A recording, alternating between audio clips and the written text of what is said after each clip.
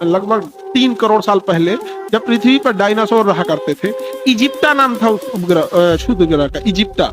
इजिप्टा गिरा पृथ्वी पे ना, तो जिस एरिया में गिरा, एक तो इतना भीषण भूकंप लाएगा कि पहले तो मानव, वर्तमान मानव इतना बुरा मरेगा अपने ही द्वारा बनाए गए बिल्डिंग वगैरह से। उस समय तो बिल्डिंग वगैरह नहीं था, लेकिन इतना तेज आएगा कि डायरेक्ट इंपैक्ट तो करेगा, उसके बाद पृथ्वी के अंदर घुस जाएगा। पृथ्वी के अंदर घुसने से होगा क्या कि पृथ्वी के अंदर से ज्वालामुखी इतना बड़ा विस्फोट करेगा, और वह ज्वालामुखी कम से कम 1 महीना तक निकलते रह जाएगा। और ज्वालामुखी के अंदर इतने राख होते हैं, इतने मोटे मोटे कण होते हैं कि पूरे आसमान में छा जाएंगे और आसमान को ढक देंगे। आसमान को क्या कर देंगे? ढक देंगे। और सूर्य का प्रकाश आ ही नहीं पाएगा।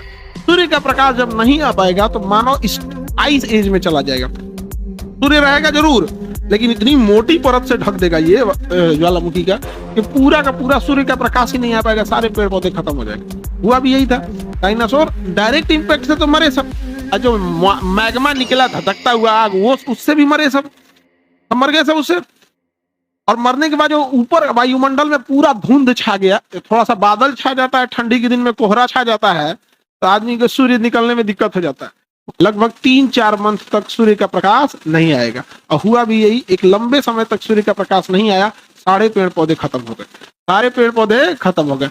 ये अंधारे में घूम रहा था डायनासोर। एक का पेट भी बहुत भयानक है, पानी का खा के पेट नहीं भरेगा, ये बेचारा सब भूखे मर गया सब डायनासोर, सब खत्म हो गया। वही बचा जो एकदम छोटा छोटा जीव था, जो तनी मनी को इसे सर्वाइव करके चला जाएगा यहाँ पे। तो छोटे छोटे जीव ही बच पाएंगे। तो वही हुआ था, छोटे जीव ही बच पाए थे, और पूरा तरह से तबाही आ गया था। और जितने जगह से डायनासोर मरे, और केवल उस समय डायनासोर थोड़ी थे, उस समय का सबसे बड़ा जीव क्या था? डायनासोर। बाकी सारे जीव हुआ करते थे।